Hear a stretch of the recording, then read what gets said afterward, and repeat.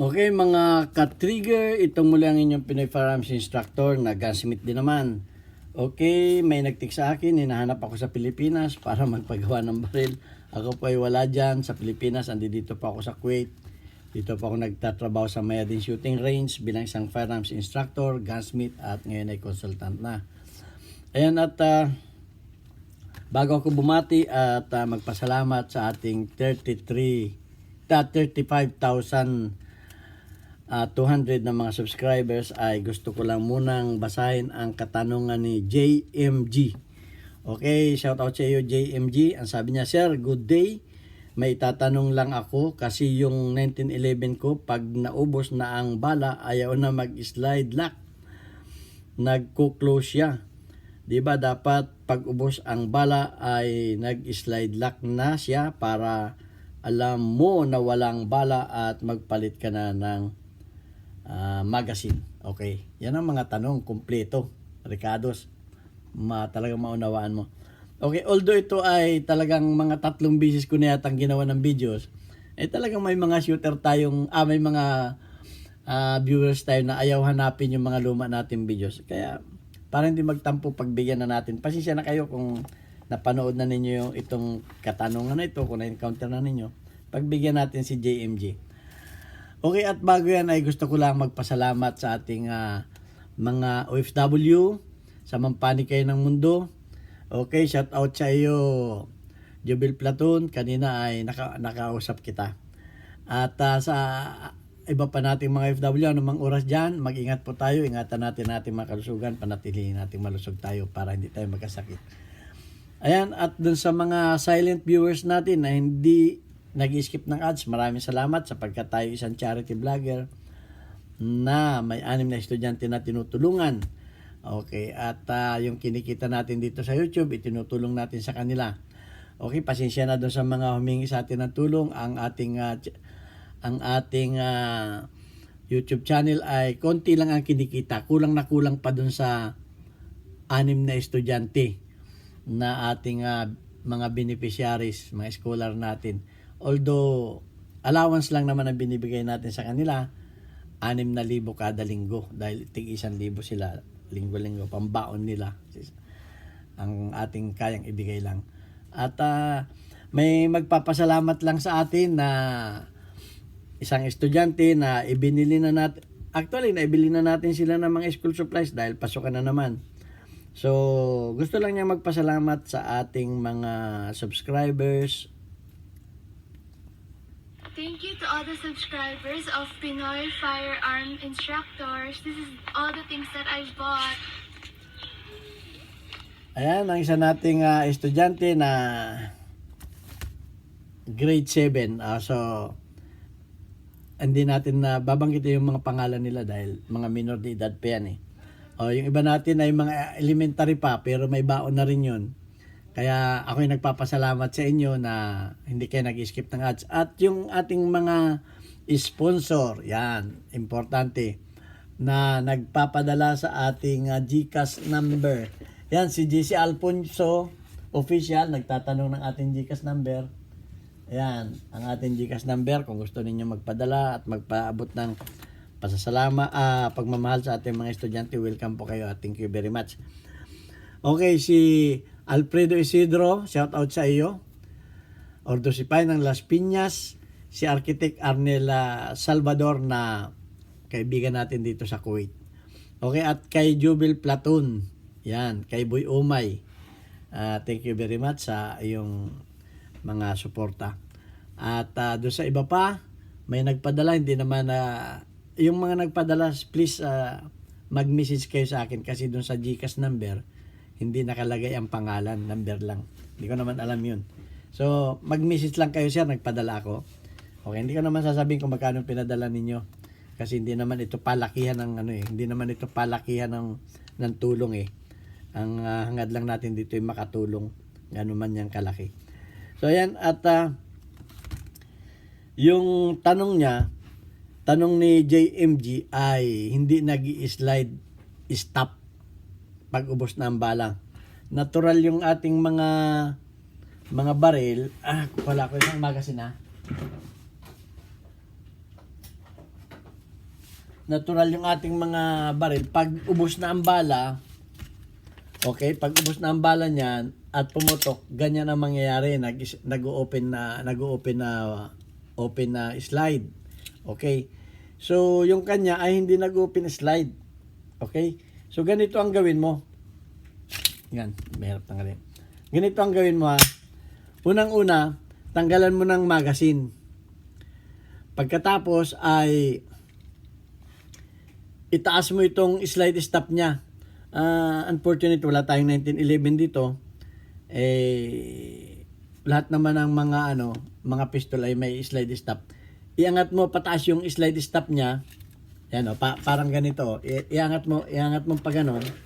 Mahirap hindi makita. Iangat mo yung slide stop niya, saka mo hatakin yung iangat mo yung slide stop, angat mo pataas, saka mo hatakin yung slide. Kung mag-open bolt, kung yan ay pag ginanon mo ay nagko-close, ang diferensya niyan ay ito. Diyan kasi sumasabit yung mapapansin niyo yung inyong mga slide 1911 may ganito. Diyan sumasabit yung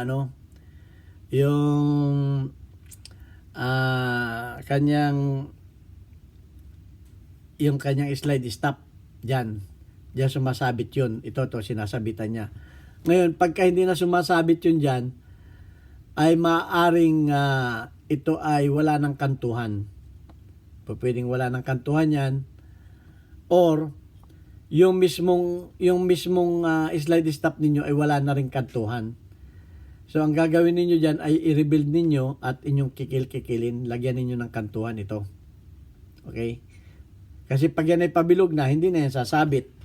At konting lang yan, konting makalug lang ng kaunti yan, ito hindi na kumakagat.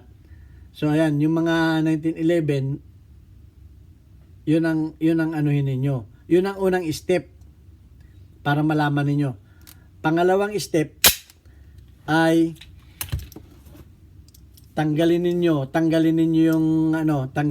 yung slide.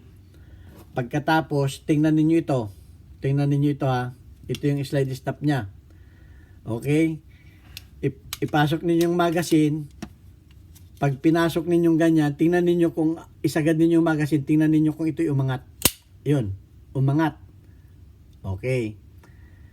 Pag yan ay hindi umangat, ang may problema dyan ay magazine. Okay? Dapat umaangat yan. Ayan.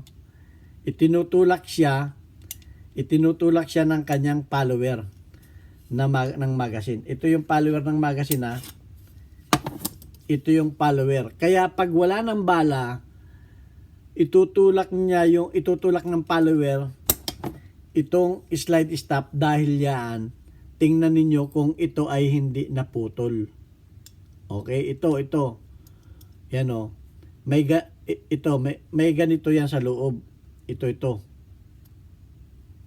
Ayan Ito yung itinutulak ng kanyang follower. Subukan natin sasaksak natin yung magazine.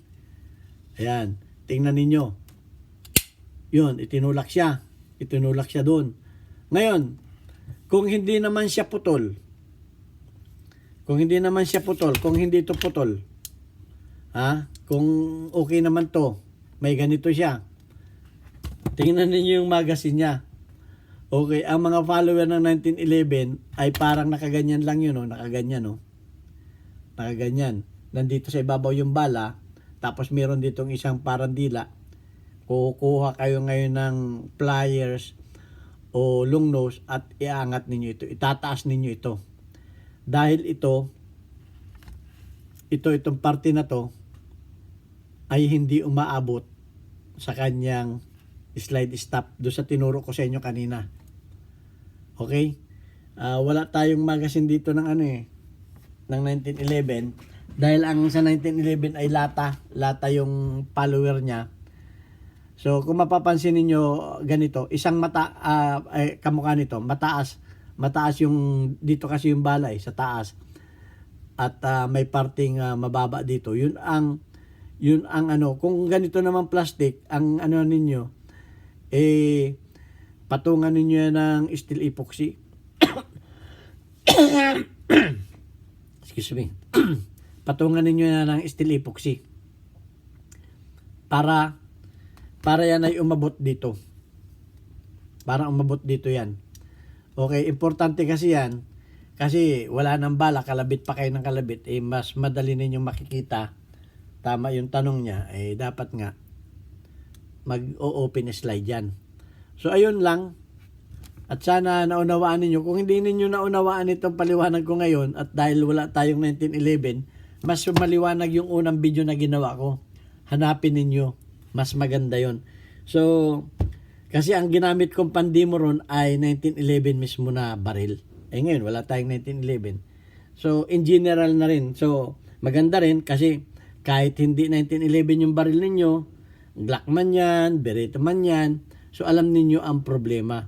Kaya nga sinasabi ko sa inyo na ang mga videos ko, importante ninyong panunuorin lahat para malaman ninyo ang function. Ang importante kasi sa paggagawa ng baril, alam mo yung function. Hindi yung 1911 lang. Paano kung maka-encounter ka ng, alam mo lang gawin pala yung 1911. Kung may maka-encounter ka ng Beretta, maka-encounter ka ng ibang baril, maka-encounter ka ng ano, isa lang ang basic niyan. Isa lang ang basic ng mga pistol. Ganun. Nagkakaiba lang sila sa design. Pero, isa lang ang basic niya. Napaka-basic yan. So, pag alam niyo ang basic, kahit anong baril yan, kahit anong model yan, alam ninyong gawin. So, ayun lang ang gusto kong ano sa iyo. At sana, JMG, ay panoorin mo rin yung una kong videos at mas maliwanag yun.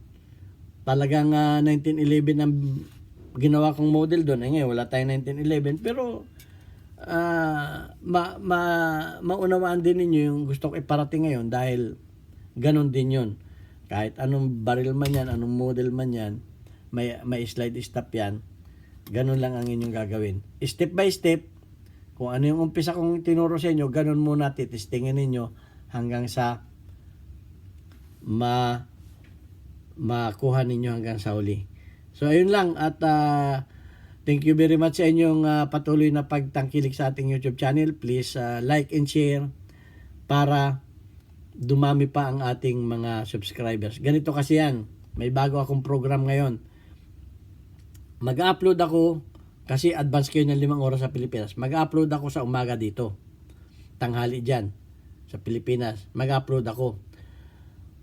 Pag after 5 hours at yan ay umabot ng 250 views, mag-upload uli ako dito. Tanghali naman yung dito. Mag-upload uli ako. So, 2 nang na-upload natin sa isang araw. Isa sa umaga, isa sa hapon dito. Oras dito yon. Bago ako matulog, mga ano na dyan, mga madaling araw na siguro dyan. Bago ako matulog, at yan ay umabot ng 500 views, mag-upload ulit ako ng isa para 3 videos. So, para pagkagising ninyo sa umaga dyan, may bago na kayong videos na papanoorin. So, ayan ang aking program ngayon. Kaya, i-share ninyo ng i-share para pag umabot ng 250, automatic yan. May videos na uli akong i-upload. Kasi naipon yung mga videos natin nung na-strike tayo ng 3 linggo eh. Pag umabot ng 500 yan, sa gabi, upload uli ako ng isa. Yun, ganun ang bagong program natin. At sana, marami pa akong matulungan sa inyo. Shout out sa ating lady mechanic na ngayon ay Lady Gunsmith na. Shout out Chinchin Gutierrez ng Baguio City. Okay, thank you very much.